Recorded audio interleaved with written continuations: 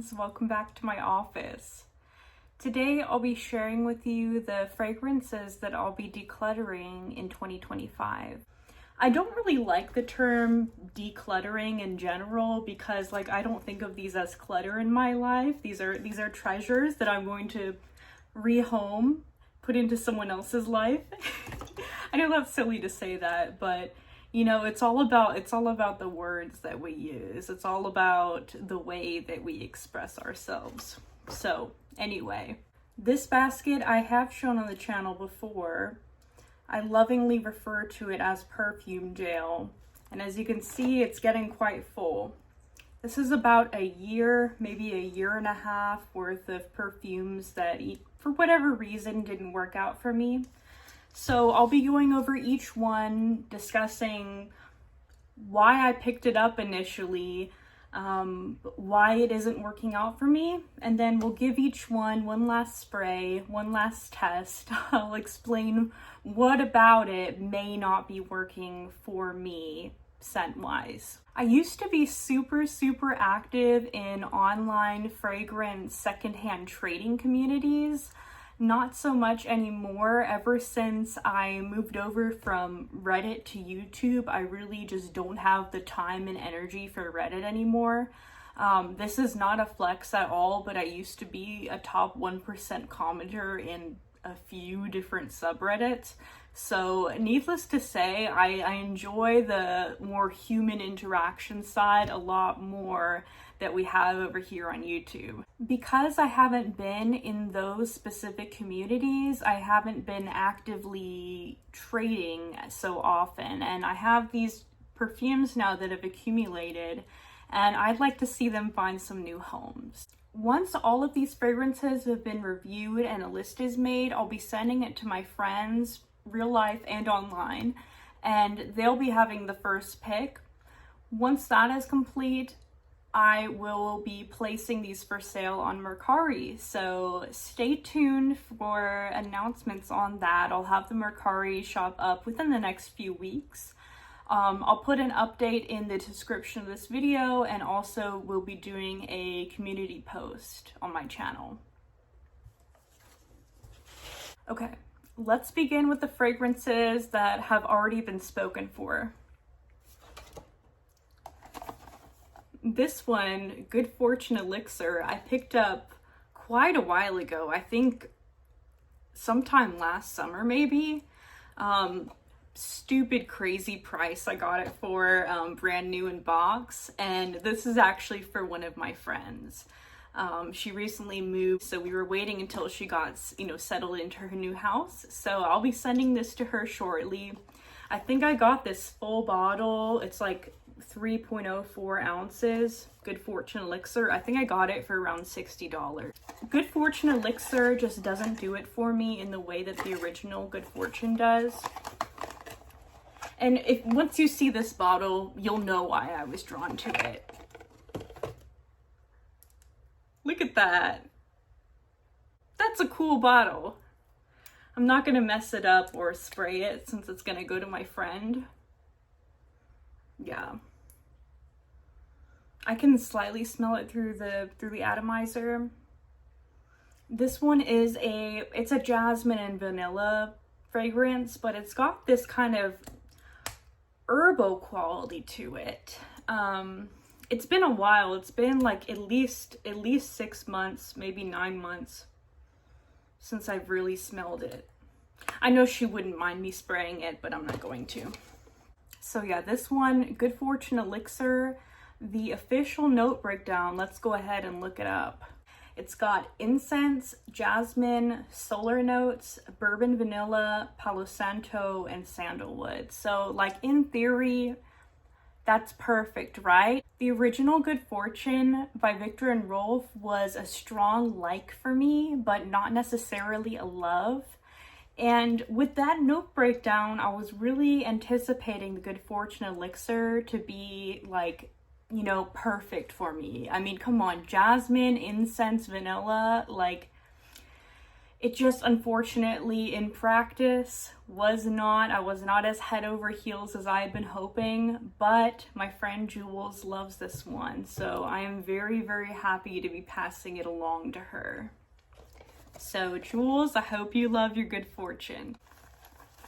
In this little bag here, I prepared a bunch of samples and decants for my friend Jules, so she'll be getting this along with her bottle. Okay, let's continue on to the unclaimed items. We'll begin with one that was a very regrettable impulse purchase. I saw it it was either a Marshall's or a Ross, and as you know, they come in a big plastic box. You can't smell them beforehand. And it was right around the holiday season, so I ran out of time during the return window to just return it. So unfortunately, I'm gonna have to move it along to a new home. That perfume is Lucky Candy by Montale. My husband has a few perfumes by Montale, and so I thought that this just would be a totally safe blind buy for me going off the notes, but absolutely it was not. Let's go ahead and look at the note breakdown for this one, and I think that you will see why I might have thought this was a safe blind buy. I've learned my lesson about Montales though, and also I've learned my lesson about paying attention to the return window. Yeah, Christine, if you're familiar with Christine over on her channel, she recently reviewed this one. Lucky Candy by Montale, released in 2023. Top notes bergamot, honey, and cacao. Middle notes frangipani, which is a type of flower. Marshmallow, neroli, coconut, lily of the valley, musk, vanilla, toffee, and amber. And so I thought to myself, you know, as I was looking at this box inside the discount store, well, surely that combination will be amazing. That sounds great. Lucky Candy, pink. It's for Saga. However, there was just something about it. I think it's the Lang Lang. There's something slightly off-putting in this one to me, and I don't know what it is. So we'll go ahead and give it one last try before we find a new home for it. There we go. Such a cute little bottle. I love these Montale bottles. Whoop. And then this is the little stopper that it comes with. So here it is. Montale Paris Lucky Candy. I remember it being like sharp initially to my nose when I sprayed it. Very sweet, slightly sharp, and like just, I don't know, like just too strong on my skin in that initial spray. So let's try it again.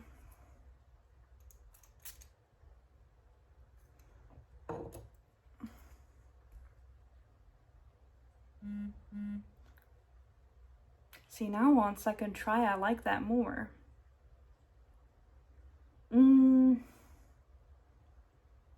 Like very, very floral and not super sweet initially.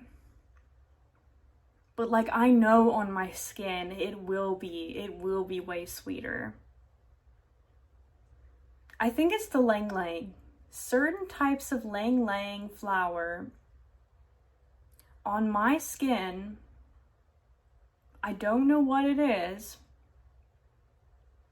I think it's just that yellow floral that's putting me off in it. Like the combination of the frangipani and the Lang Lang, I think it's just too much. I think it's just too much for me.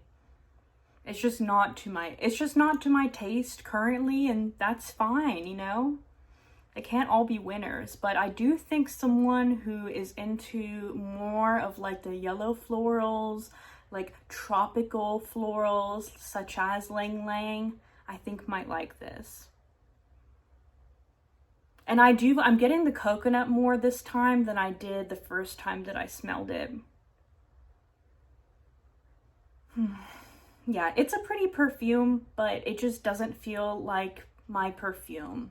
That's a sentiment that I will feel with quite a few of these as we go through them. It's a feeling that I've had when I've smelled other perfumes before, where it's like, wow, this is very pretty, but I want to smell it on someone else, you know? Okay, so confirmed, Lucky Candy will be a declutter or a rehoming, let's say. Okay, what's next? We've got this one. Oh, Armaf Club de Nuit Woman. I was wanting to do a video on this one, like a dupe versus designer episode, comparing this to a sample of Coco Mademoiselle by Chanel. But to be honest, I really don't love either enough to be able to speak, you know, to speak fairly on the subject, to do them justice. I really think that if someone were to do a side-by-side comparison, and I have seen them on YouTube before, I've seen a few people do them, but I feel like I just would not do that side-by-side comparison justice. I think that this is a lovely dupe for Chanel Coco Mademoiselle. It is much stronger. The citrus is a lot sharper in the beginning, especially when the bottle was brand new, before it had like fully matured. It really took some time for that citrus to tone down, but like the patchouli in this, the patchouli and the musk are like, I mean, this lasts all day. And for me, that was a bit of a problem because it really like sticks to fabric. It's eternal on fabric. So I'd say, like, for someone that really likes Coco Mademoiselle, but they're not willing to pay the Chanel prices and they just want something versatile and like long lasting and, you know, matches that sort of like professional classic womanly scent profile, the like the fruity patchouli musk, then I think this is a nice option. I believe this goes for like $20 or less than $20 brand new. Yeah, I'm not even gonna spray this because it's gonna fill up my whole office. That's how strong this is. It has grapefruit in it. That is one of the notes that really stands out to me personally, a bit more than the original Coco Mademoiselle. And unfortunately, it just smells a little too similar to something, a perfume that I associate with someone in my life that I just don't want to remember, I don't want to smell. So for that reason, I will be passing it on to someone else. Okay, up next, I've got a perfume that I actually received in a trade last year. It's one that I've kept on my shelf for a while and I just kept trying to get into. I really do like it, and I might even say that I love it, but it's just not something that I find myself wearing or wanting to wear. I really like the smell for what it is though, and it's a very iconic perfume. It's the Lolita Lempicka Eau de Parfum. This is so cool. It's a really iconic perfume from like the late 90s and early 2000s. It's like a powdery, licorice, aniseed, a little bit herbal and green. A little bit like, it reminds me of something that like a fairy in a storybook would wear, you know? Like very, very whimsical. I will go ahead and spray it again just as a kind of a goodbye to it, I think.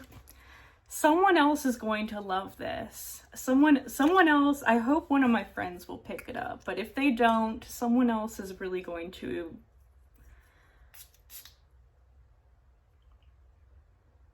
Man,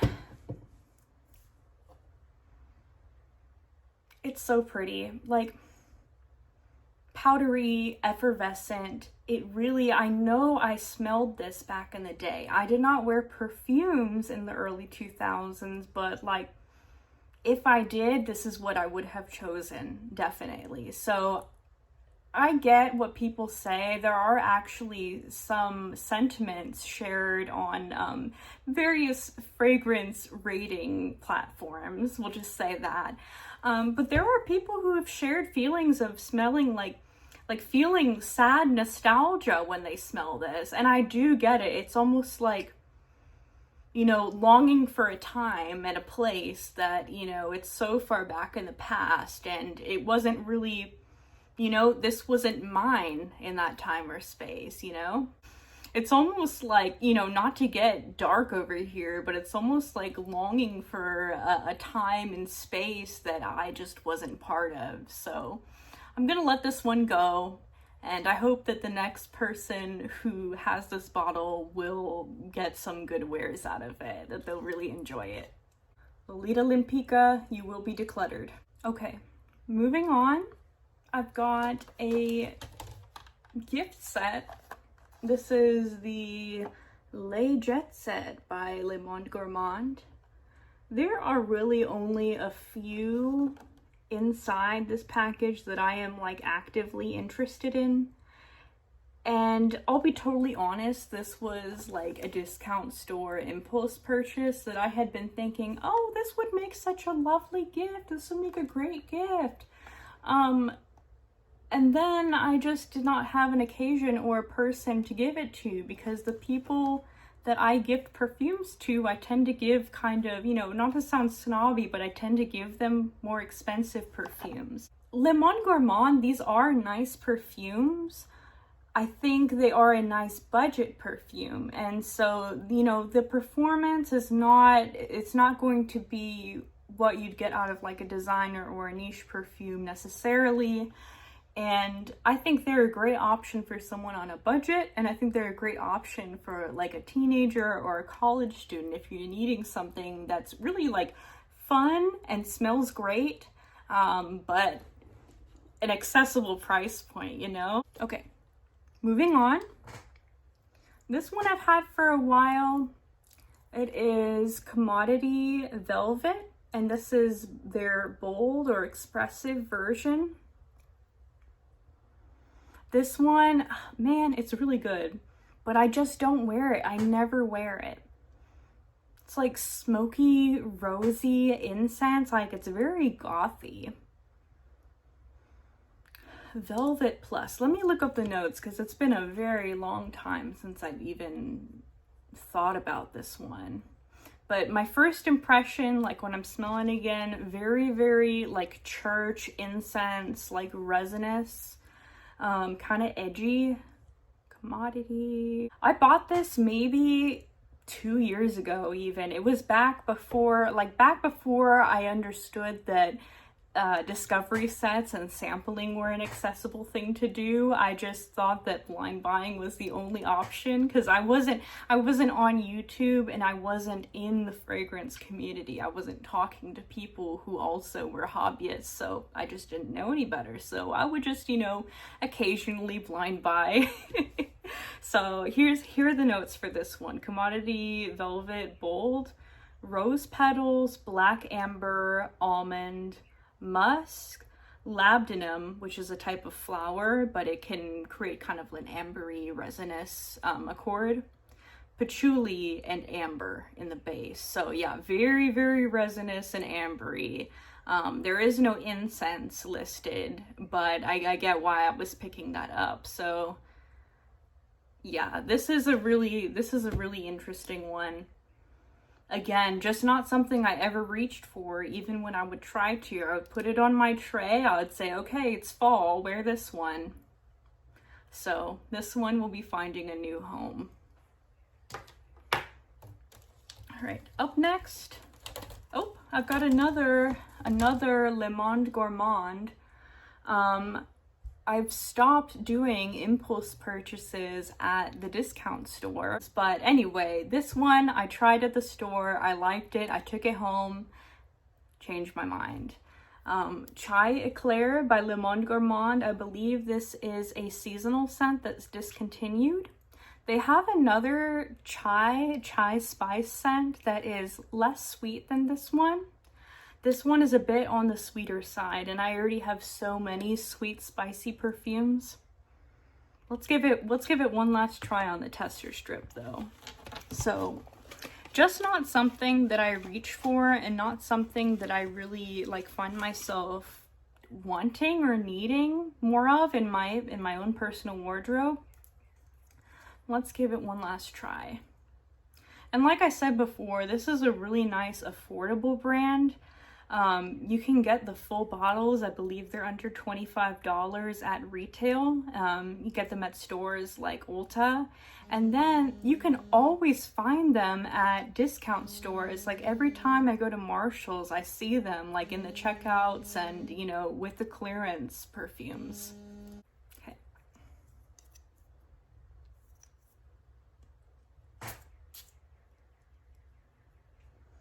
Oh yeah, very sugary sweet.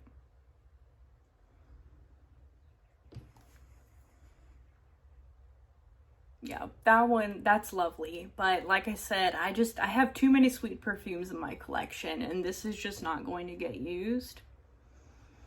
And I want it to go to someone who will enjoy it. Yeah, this one, it's not as spicy as their other chai fragrance. Moving on. This one, I always keep this bottle in my perfume jail, but it's just an empty bottle that I refuse to let go of. This was KVD Sinner, and it was my signature scent for many years. Mostly when I was in art school and when I was in college. I stopped wearing this probably right around the pandemic, like when I was working in hospitals, because, you know, can't wear fragrances when you're working at the hospital. But this is one that I wore it as a signature scent.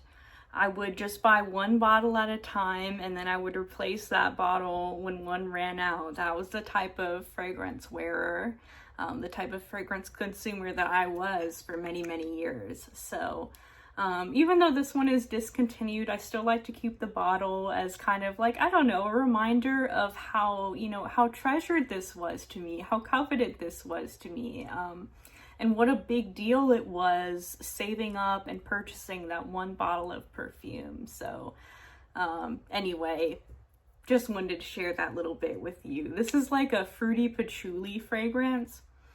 I believe it's like plum, rose, and patchouli. Might be wrong. I can just barely smell it, but I still like to smell it every now and then. One other thing I have in here is not a fragrance, it's a body butter, and so I'm not going to be like shipping it to anyone. Only one of my like real life friends will be receiving this potentially. But it is the Sol de Janeiro Delicia Drench body butter. I love the body mist version of this one, the Sol de Janeiro, the Cheirosa 59. It's like sugared violet and sandalwood and vanilla orchid. So gorgeous. But there's something about the body butter version, whatever ingredients are in this one, the scent is just a little off-putting to me, in a way that the spray is not. It's a lovely formula. It's like got this nice whipped texture, very pricey. The only reason why I even picked this up is because I had a gift card. It was one of those things like, oh, I'm going on a trip and I have a gift card, what should I get? And I made this mistake. So no, it wasn't a mistake. So I'll see if one of my friends or family members would like to take this one home with them. If not, it'll unfortunately be disposed of. Okay, moving on, I've got a few little travel sizes. Oh, this one is actually empty and it needs to go in the trash. Good Girl Elixir. I really enjoyed this one. My husband got it for me as just a little travel size to try. It's a bit lighter than the original Good Girl Carolina Herrera, and it has like a dulce de leche note in it, which I did pick up, and I really liked that. However, I didn't find myself really like wanting strongly a full bottle after finishing it, so not gonna be replacing this one, but did very much enjoy it. The next little micro perfumes bottle I have here is CK1 by Calvin Klein. Great fragrance, but it's just not for me. I don't wear it, and so this was one that we got for free with some order, so I'll be passing it along to someone else. The next perfume that I will be sharing with you is Boucheron Fleurs. And this was actually created by one of my favorite perfumers, Quentin Biche. And it's kind of like a beachy, white floral, citrusy, clean fragrance. Clean, when I say that, I mean like a clean musk. Not overly complicated. It's a pretty bottle. I really like the design. Let's try it one more time before we say goodbye. So Boucheron Fleurs I picked up as part of my spring 2025 fragrance buy haul. And this was one that I picked up, you know, obviously it was a blind buy. This is not available locally to me, and it was one of the, you know, one of the more inexpensive older fragrances available on Fragrance Buy. With the note breakdown and with it being a perfumer whose work I love, I was willing to take that risk. And I think that it's like a lovely fragrance, but just not to my taste and not something that I find myself reaching for. But I'll go ahead and spray it. We'll give it one last try. I'll share my final thoughts and then tell you a bit about the note breakdown. Okay.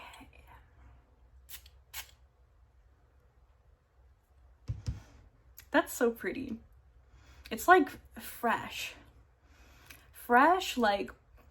like fruit juice and dryer sheets. Like, I know that doesn't sound appealing, but it's like a fresh, crisp morning in the spring, and there's flowers and there's like a pitcher of fruit juice and you're kind of by the beach. Like, that's the vibe that I get.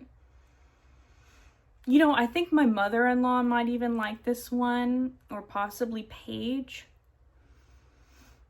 I'll see if any of them want this one, because again, it gives me that feeling where like, oh, that's lovely, but it's someone else's perfume. It's not my perfume. This is someone else's perfume.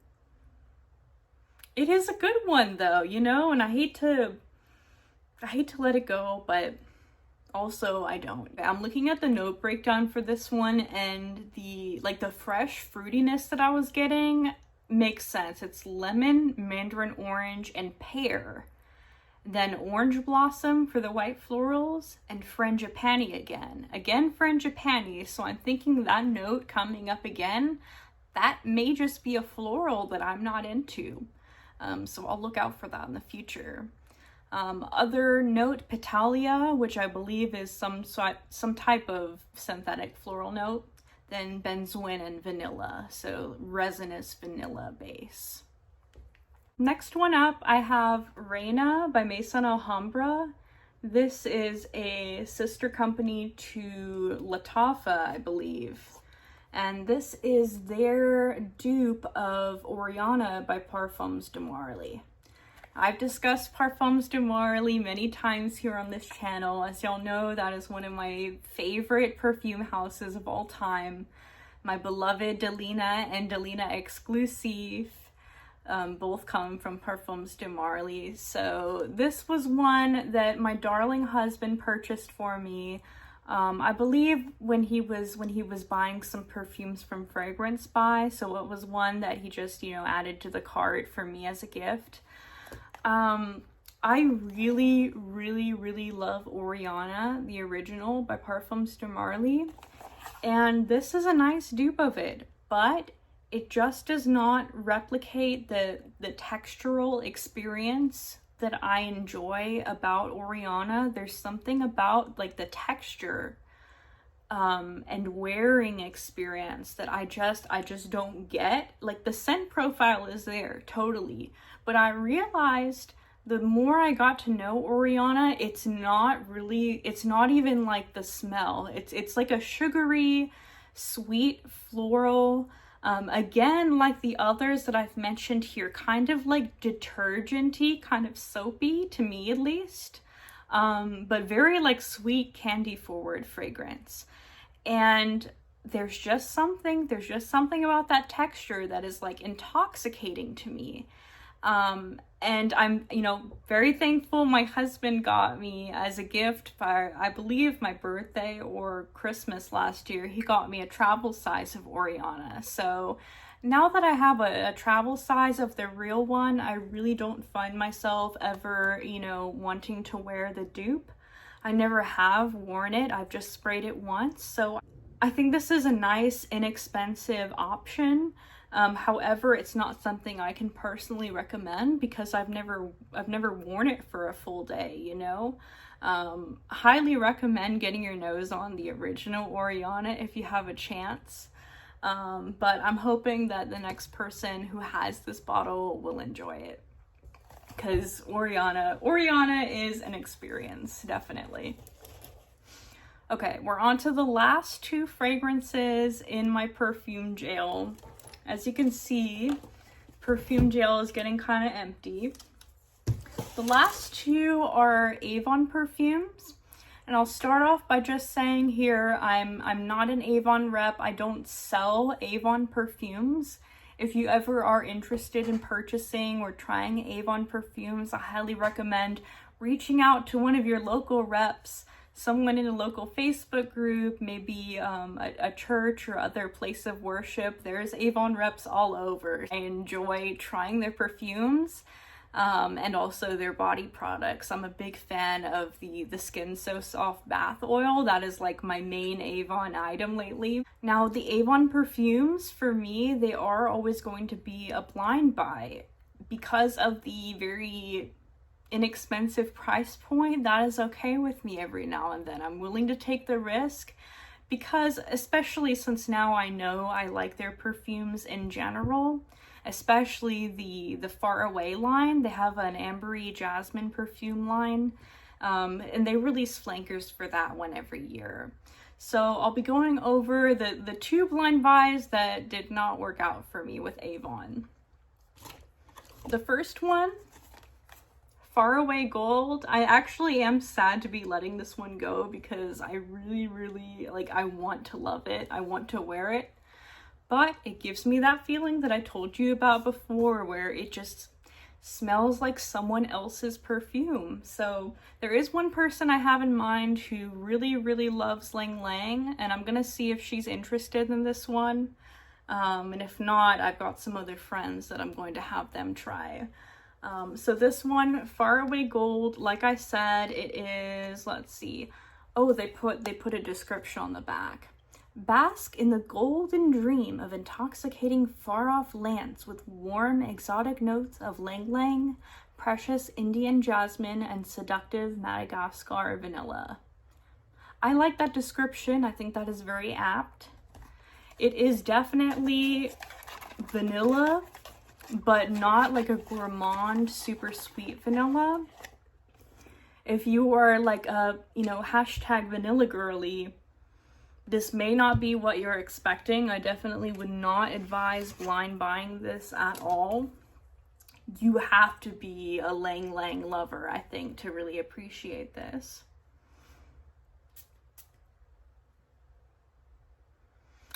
So good.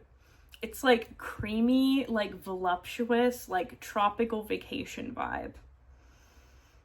It's so freaking good. Like this one, it kind of reminds me of Kim Kardashian eau de parfum, but like without the spices.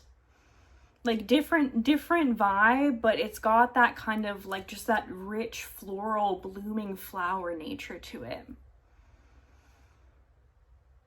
Yeah, this is a grown woman perfume too. It's hard for me to envision like a younger woman wearing this, but like, and I don't mean that in a way, I don't mean that like in an ageist way. I just mean like, this is a woman who knows who she is, and she knows that she loves Lang Lang. yeah, this is a lady on vacation. So I'm looking forward to seeing who gets this one next. I hope it's one of my friends, because low-key I wanna bask in the sillage of this, but either way, I hope whoever gets it will really enjoy this one. Faraway Gold. Goodbye, Faraway Gold. Last one.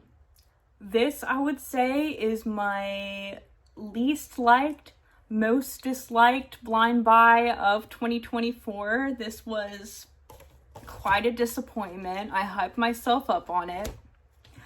We're gonna start with the notes first. For a bit of a change, we'll start with the notes, and that will explain why I thought I was going to like this. One moment, please. I'll also say that this is a very classic and beloved Avon perfume. One that I did not grow up wearing. I didn't have women in my life wearing it in the past, so, you know, no scent memories or associations with it. But having known that kind of background, it did make me more interested in the perfume. I let myself get hyped up, let's just say that. So, note breakdown, we have white honey, pepper, Brazilian rosewood, and plum. Middle note, magnolia. Base notes, musk, sandalwood, and patchouli. So I really think it was the honey, pepper, and plum in the opening that made me go, ooh, And then the middle note, magnolia, that's a flower that I'm still not like super familiar with. It's one that I want to get to know more. But man, this was a risky blind buy for me. And that is Rare Pearls by Avon. This one, I mean, this is just the epitome of someone else's perfume. This is not for me. I think it's mostly the magnolia that wasn't doing it for me. It's a shame because it's a cute bottle. It's super classic looking. We'll give it one last sniff. I know already that it's going to be leaving, but we'll give it one last try, one last experience.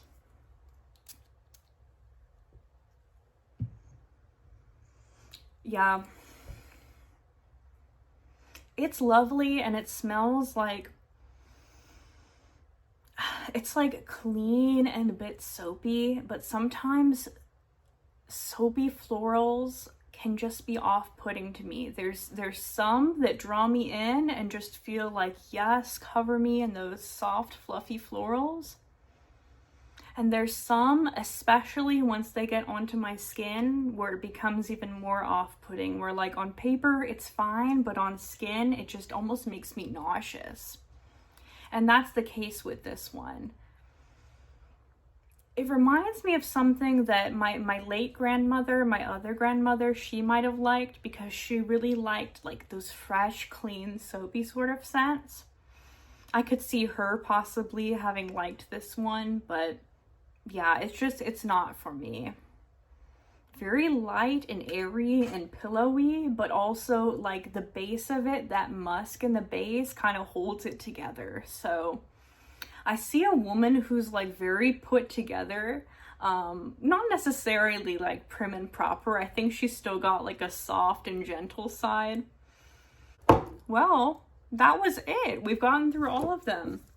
Perfume jail is empty. And I am happy to have this done finally. I was waiting until I got to a point where things had slowed down a bit at work and I knew that I could, you know, get the Mercari shop open, start shipping things out. And also I wanted to get to a point where I was just better at making videos, to where I could articulate myself and share these thoughts a bit better. I'm very happy with the state of my collection currently, so the focus more so in the next year is going to be sampling and just enjoying the perfumes that I have now and making fun content with them. So I'm very excited to have shared this little declutter with y'all. I hope you enjoyed it, and I hope you enjoyed kind of seeing the thought process that was behind why I'm letting these go. I know that declutters are very popular content to watch. Not something that I'm going to be doing very often, but I think, you know, seasonally, maybe once or twice a year, it'd be fun to do this. Thank you so much for taking the time to watch this video. I hope that it was entertaining. I certainly enjoyed sharing my perfume declutter process with you. Wherever you are, whatever time it is, I hope you have a wonderful rest of your day. Take care. Bye-bye. This is another one of the Avon Faraways. This one's Faraway Bali. This is actually a grapefruit scent that I like. It's like grapefruit and they put salted tuberose, so it's like a little bit beachy. Very nice, fruity, floral, inexpensive perfume.